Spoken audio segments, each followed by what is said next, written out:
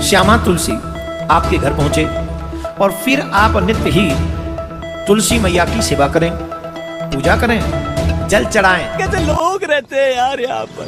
साला तुमको पागल कुत्ते का गाड़ी उठा के ले जाएगा बता रहे हैं हम।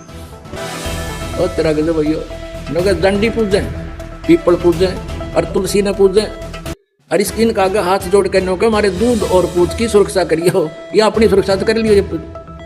दर्शकों नमस्कार। तो स्वागत है आप सभी का हमारा फिर से एक न्यू वीडियो में। तो दर्शकों हर बार की तरह इस बार भी लिए हैं दो संतों का आध्यात्मिक विचार। तो एक तरफ है संत रामपाल जी महाराज और दूसरी तरफ है देवकी नंदन ठाकुर जी महाराज। तो दर्शकों आज की वीडियो में हम जानेंगे कि तुलसी पूजा करनी चाहिए या नहीं, तुलसी पूजा का विधान हमारे शास्त्रों में या गीता जी में, इसका कई प्रमाण है। तो आज इसी विषय को लेकर आप सभी के बीच में लिए हम दो संतों का आध्यात्मिक विचार। तो जो भी भाई हमारे YouTube चैनल पर नए हैं तो वीडियो को लाइक एंड चैनल को सब्सक्राइब कर लीजिए।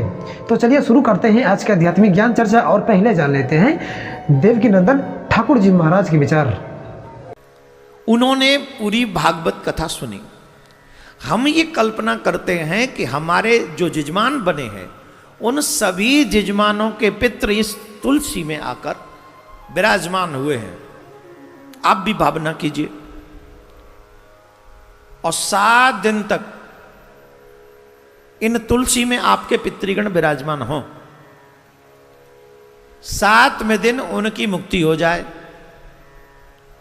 और उन्हीं के रूप में ये तुलसी श्यामा तुलसी आपके घर पहुंचे और फिर आप नित्य ही तुलसी मैया की सेवा करें, पूजा करें, जल चढ़ाएं, ये भाव देते हुए रखते हुए कि हम श्यामा की भी सेवा कर रहे हैं, हम श्याम की भी सेवा कर रहे हैं और हम अपने उन पितरों की भी सेवा कर रहे हैं जो पितर इसमें विराजमान होकर जो वहां पर 7 दिन भागवत सुनकर आए। हमारे आंगनवा में तुलसी का बिरवा, हमारे आंगन में तुलसी का बिरवा है और जिनके घर में तुलसी का बिरवा होता है हम आपको यहीं बता दें, जिनके घर में तुलसी होती है यमराज के दूतों की हिम्मत नहीं कि वो घर में घुस जाएं घंटी बजा के। तुलसी जिस घर में होती है यमराजों की घंटी बजाती रहती है, यमराज के दूतों की घंटी बजाती रहती है। इसलिए हम तो यमराज से और यमदूतों से तुम्हें सुरक्षित करने पे लगे हुए हैं। तुम मरोगे, मरने से हम नहीं बचा सकते तुम्हें, मरने से तो हम नहीं बचा सकते, पर अगर मेरी बात मानते चले गए आई प्रॉमिस यू तुम्हारी दुर्गति नहीं होने दूंगा, तुम्हारी दुर्गति नहीं होने दूंगा अगर आप मेरी बात मानते चले गए। और मेरी न मानो, तमाम हिलंदा मिल जाए उनकी मानो तो आई डोंट केयर, फिर मेरी कोई जिम्मेदारी नहीं। मैं उन्हीं की जिम्मेदारी लूंगा जो एक रास्ते के चलने वाले हैं, मैं उनकी गारंटी लेता हूं। मेरा आधार तो वही है ना, हम अपने आधार पे तो बोल नहीं रहे। आपकी दुर्गति नहीं होने देंगे, इसीलिए तुलसी की सेवा कंपलसरी है। आप अपने ये जो श्यामा तुलसी में आ रही है ना आपके यहां, जिन जिन के घर पहुंचेगी भाग्यवान है वो।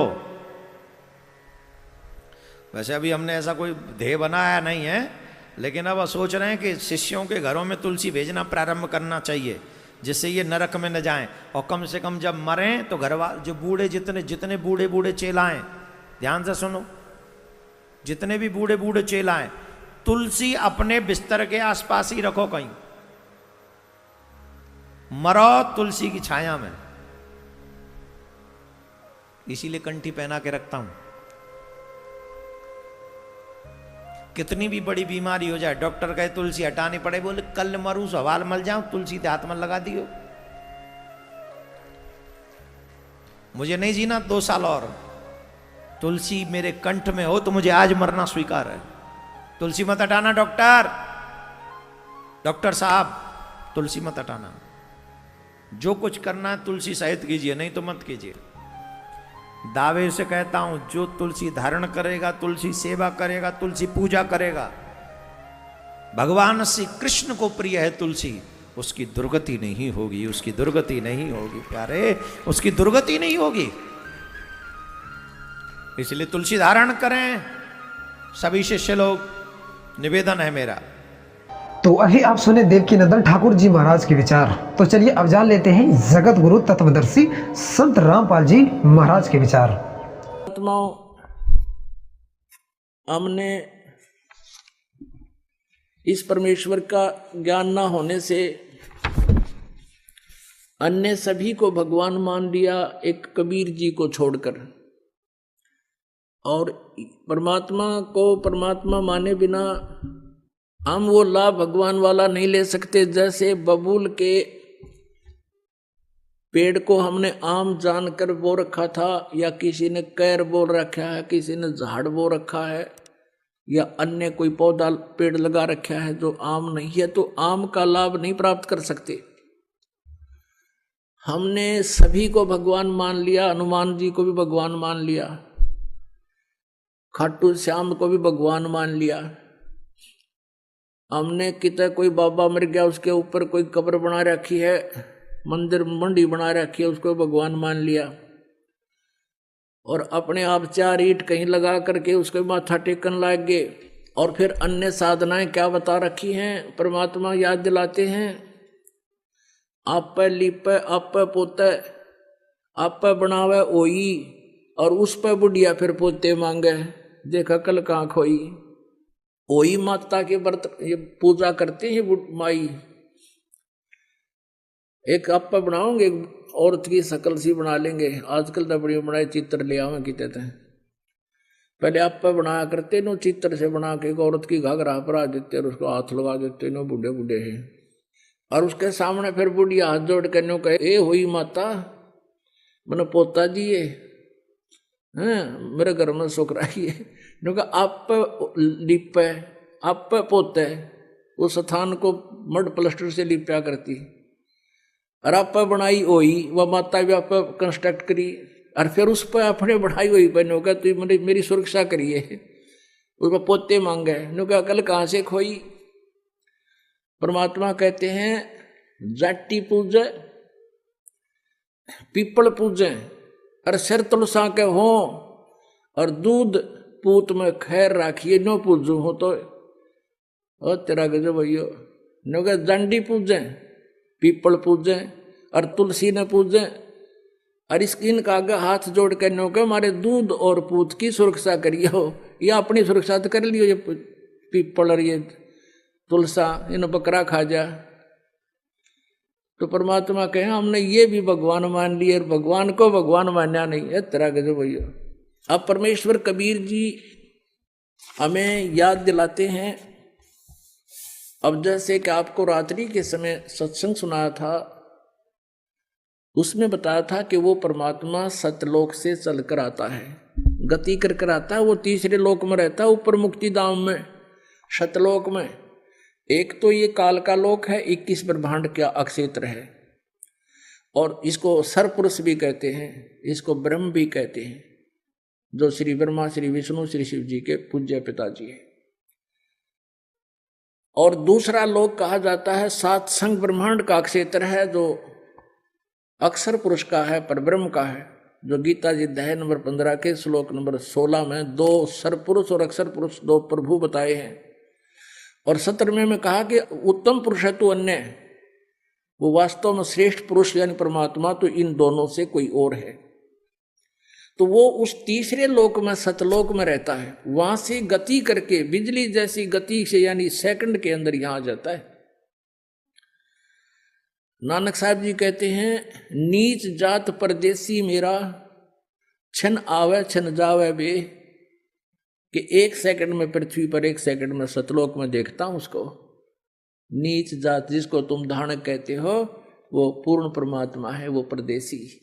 तो वहां से वो सचखंड से गति करके आता है, अपनी प्यारी आत्माओं को मिलते हैं और फिर उनको तत्व ज्ञान से परिचित कराते हैं। इसी अपनी महिमा के अनुसार, अपने गुणों के आधार से जिसके विषय में सदग्रंथ बताते हैं, तो परमात्मा आदरणीय गरीबदास साहिब जी को मिले थे, गांव छुडानी, जिला जज्जर, हरियाणा के अंदर।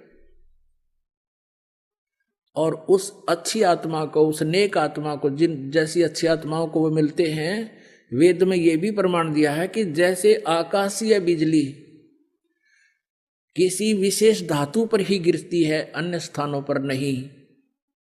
तो ऐसे ही वो परमात्मा उन अच्छी आत्माओं पर ही अट्रैक्ट होते हैं। हमारे जैसे अड़ंगान वो क्या करेंगे, वो आकर के जो सुनबीले मानना नहीं, जैसे 64 लाख शिष्य हो गए थे परमेश्वर कबीर जी के, जब वो परमात्मा बनारस में रहते थे एक दानक रूप में। 64 लाख शिष्य जिनको इतने सुख दे दिए थे वो सोच भी नहीं सकते थे। इस मालिक की कृपा से उनको नाम जाप से इतना लाभ हुआ था। और फिर परमात्मा ने एक परीक्षा की थी कि भगवान को कैसे पहचाना इन्होंने, केवल सुखों से ही वो भगवान मान रहे हैं या कुछ मेरे से परिचित भी हैं। तो सभी भाग गए थे हम छोड़कर भगवान को। वो सुनाएंगे कथा भी समय आने पर। वो परमेश्वर गरीबदास साहिब जी को मिले थे, उस अच्छी आत्मा को। और फिर वो 10 वर्ष के थे उस समय। गरीबदास साहिब जी किसान परिवार में जन्म था, जाट परिवार में गरीबदास जी का। 10 वर्ष के बालक अपने ही खेतों में गौवें चरा रहे थे, वहाँ गवाले बनकर गए हुए थे। वहाँ से परमात्मा उनकी आत्मा को सचखंड लेकर गए थे। वो बच्चा मृत हो गया था, शरीर उसका निढाल हो गए थे। गांव वाले गांव में ले आए थे, उसको अंतिम संस्कार करने की तैयारी कर रहे थे। 5-6 घंटे लग गए थे इस प्रोसेस में। परमात्मा उस आत्मा को ऊपर लेकर गए। गरीबदास जी की आत्मा को ब्रह्मा का लोक दिखा, विष्णु का लोक, शिव जी का लोक, धर्मराज का लोक, फिर सब दुर्गा का लोक, ब्रह्मलोक, और ये जहाँ ये काल 1 लाख जीवों को खाता है वो स्थान दिखाया। फिर सचखंड में लेकर गए, वहाँ परमात्मा ने अपना वास्तविक रूप दिखाया। और फिर उस प्यारी आत्मा को वापस छोड़ दिया। फिर उस गरीबदास साहिब जी ने उस परमात्मा की महिमा का एफिडेविट दिया। अमृतवाणी में वो बोला, परमात्मा ने वो ज्ञान फीड कर दिया गरीबदास जी की अंतःकरण में। अब जैसा कि आपने सुना कि उस परमेश्वर ने कैसे कैसे चमत्कार करके दिखाए जो भगवान किया करते हैं, लेकिन हम फिर भी उनको परमात्मा नहीं मान सके, नहीं उनको परमात्मा स्वीकार किया, जिस कारण से हम भटक रहे हैं। वो परमात्मा यहाँ ज्ञान देने के उद्देश्य से आते हैं और वो क्या बताते हैं कि तुम हिंदू और मुसलमान 2 नहीं हो, सिख और ईसाई ये भिन्न नहीं हो, तुम मेरे बच्चे हो। आप मुझे पाने के लिए ही विभाजित हो चुके हो। आज मैं तुम्हारे समक्ष खड़ा हूं, मैं तुम्हारा भगवान हूं, तुम मेरे बच्चे हो, मैं तुम्हारा पिता हूं। लेकिन इन काल के दूतों के द्वारा हम इतने भ्रमित कर दिए जाते हैं, हम परमात्मा को साक्षात खड़े को भी नहीं पहचान पाते हैं, हम इतने अबोध बन जाते हैं।